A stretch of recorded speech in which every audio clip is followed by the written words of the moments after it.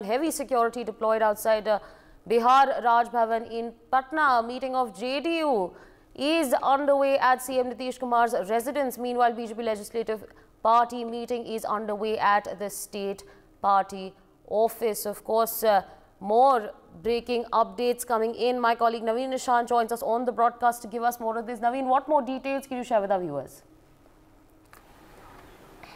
बिल्कुल, देखिए बता दें कि जो सुरक्षा व्यवस्था है वो पटना में चारों तरफ बढ़ा दी गई है, चाहे वो राज्यपाल भवन हो, चाहे फिर जनता दल यूनाइटेड का ऑफिस हो या फिर बीजेपी का ऑफिस हो। इन तमाम जगहों पर सुरक्षा व्यवस्था जो बढ़ा दी गई है। बीजेपी की जो मीटिंग है वो पटना में चल रही है। इसके साथ ही साथ नीतीश कुमार राजभवन के लिए निकल चुके हैं। वहां पर वो राज्यपाल से मिलेंगे और आगे की जो रणनीति है वो तय की जाएगी।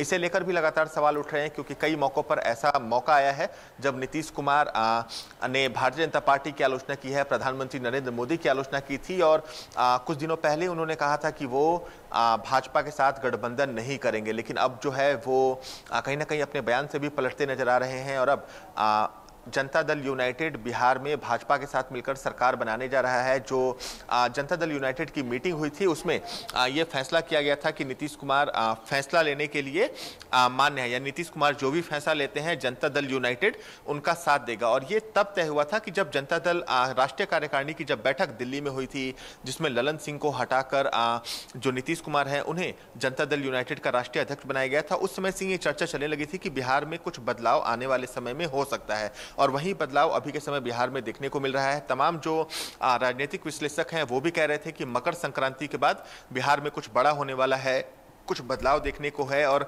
मकर संक्रांति के ठीक बाद बिहार में बदलाव देखने को मिल रहा है। वहीं दूसरी तरफ राष्ट्रीय जनता दल की बात करें, यानी जो लालू यादव की पार्टी की बात करें, तो वो भी लगातार मीटिंग बुला रही है। आज दोपहर में भी लालू यादव द्वारा मीटिंग बुलाई गई है और उसमें आगे का जो फैसला है वो राष्ट्रीय जनता दल की जो पार्टी है वो तय करेगी। लेकिन निश्चित रूप से बिहार में अभी के समय जो लगातार राजनीतिक सरगर्मियां हैं वो लगातार बदलती जा रही हैं। हर मिनट कुछ नया अपडेट बिहार से आ रहा है। जैसे नीतीश कुमार अभी राज्यपाल से मिलने पहुंचने वाले हैं और निश्चित रूप से राज्यपाल से मिलकर वो उन्हें अपना इस्तीफा सौंपेंगे। इसके साथ ही साथ जो विधायकों का समर्थन का जो पत्र है वो भी नीतीश कुमार राज्यपाल को देंगे और हो सकता है कि आज शाम ही जो नीतीश कुमार हैं वो बिहार के मुख्यमंत्री के तौर पर शपथ ले लें। Right, absolutely, Naveen. Stay on with us. We're also of course joined by Mr. Ved Prakash, as senior journalist. So, of course, breaking developments coming in. There's, of course, high security deployed outside Bihar Raj Bhavan in Patna. Of course, a meeting of JDU is underway at CM Nitish Kumar's residence. But, I would like to understand from you in your analysis, what could be the possible reasons behind Nitish Kumar's drift from the India alliance?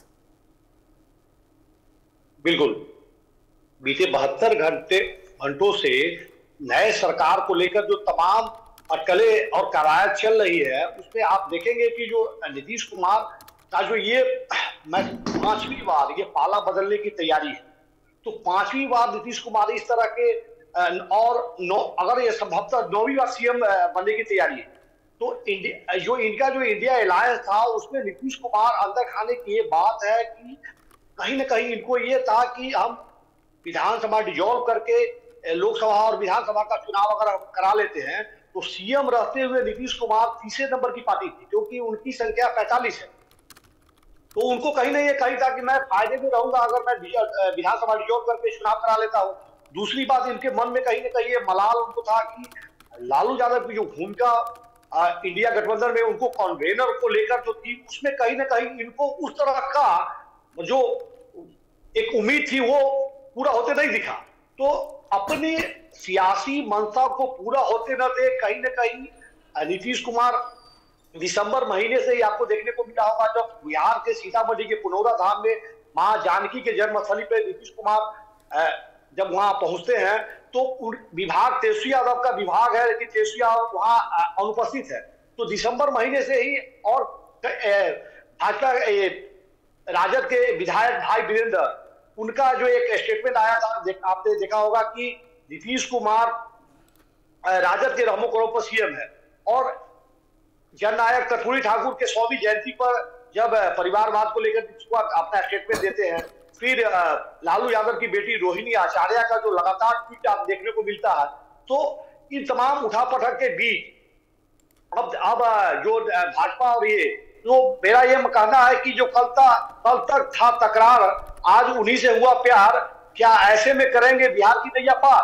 तो सियासी मंसूबों को पूरा करने के लिए यहाँ सत्ता सर्वोपरि है, सिद्धांत की राजनीति नहीं है, ऐसा मैं समझ रहा हूं। जो बीजेपी को लेकर आम आदमी में एक इस तरह का उल्लास है कि भाई राष्ट्रवाद और राम राज्य, तो आप जो मतदाता मालिक है तो उनको एक मैसेज गया है कि जो चुनाव में जो वोटिंग होती है एक दूसरे के प्रति एक विचारधारा के खिलाफ, और बिना मतदाता से पूछे आप ये 5वीं बार इस तरह की, मतलब मैं समझता हूं कि भारतीय राजनीति में इस तरह का ये पहला उदाहरण होगा कि एक मुख्यमंत्री 5वीं बार बगैर मतदाता मालिक से पूछे हुए पलटी मारने को तैयारी में लगे हुए हैं। और तमाम कमांडों के बीच जहां आपने देखा होगा गिरिराज सिंह का बयान आया है कि इस्तीफा उनका, भाजपा जो है वो चाहती है कि नीतीश कुमार इस्तीफा दे, और इस्तीफे के पीछे की जो कहानी है वो कहीं ना कहीं डराने वाली है।